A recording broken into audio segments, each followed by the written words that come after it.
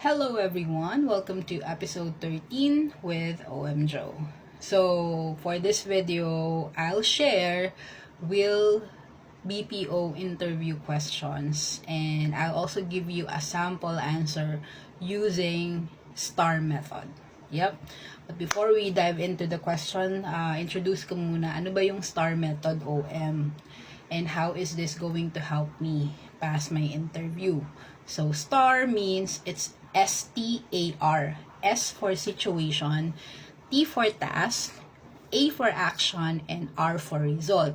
So these are, or this is the format that most top applicants use because it's clear, it's structured, and at the same time, it has impact in terms of the manner ng pagsagot nila ng mga interview questions, right? So instead of giving generic answers, you are somehow showing your recruiter how you think, how you solve problems, and of course, what results you actually delivered.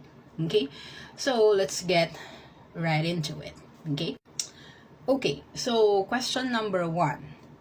Tell me about a time you handled an angry customer or an irate customer. So, situation, letter S, right? Ito example.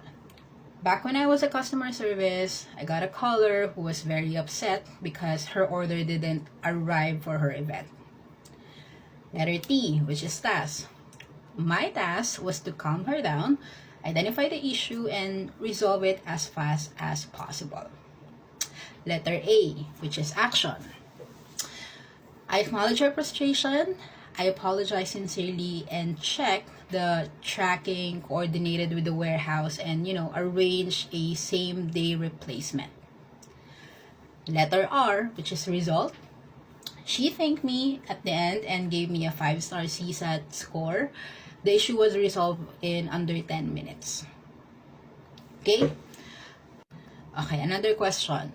Tell me about the time you handled pressure well. So, letter S, we were understaffed during a system outage and calls were piling up. Letter T, task. I had to stay calm, handle each call efficiently, and avoid escalations. Letter A, action. I followed our outage workflow, set proper expectations, used backup tools, and controlled my tone of voice throughout the calls.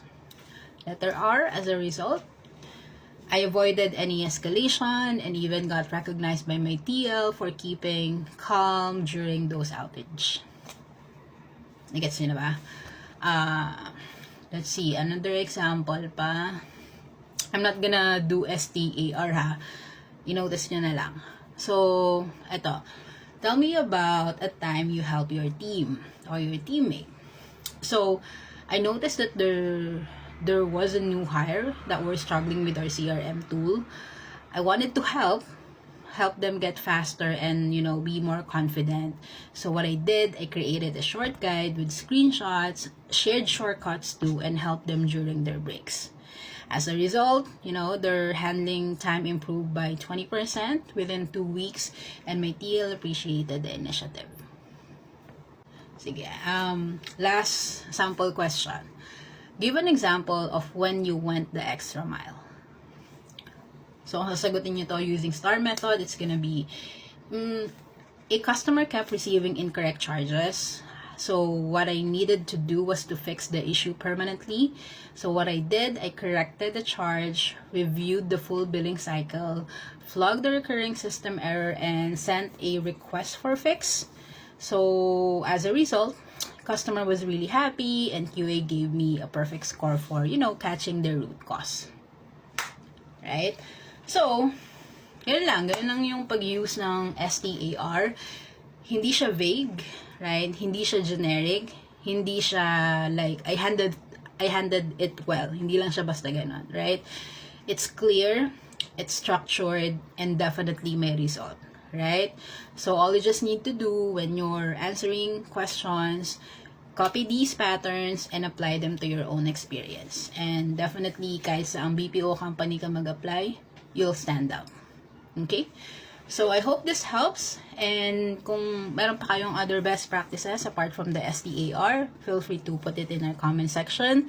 And wag nyo na rin kalimutang i-follow ako. Okay? So, that's it and see you on my next video. Bye!